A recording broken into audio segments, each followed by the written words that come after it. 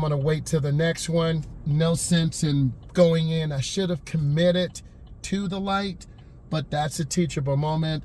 I'm into the crosswalk. He should be walking in front of me. He's walking behind me, so he could get hit. So I'm still behind the stop line, but I'm in between the stop line and the crosswalk.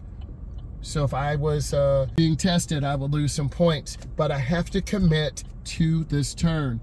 And this is a more challenging turn for a beginning driver, and I'm gonna model this. So I'm just waiting. It's a beautiful Corvette there. So I'm gonna move forward. I've committed to the intersection. Now, when it's clear, I will go. So I see a gap, I'm looking, and I turn. What is the difference? I committed to my turn.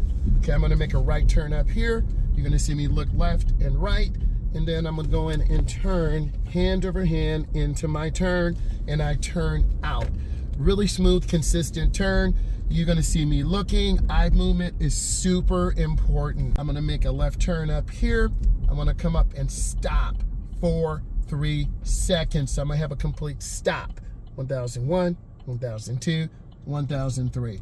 Now I'm gonna move forward, and then I'm gonna turn, and I'm going in really slow.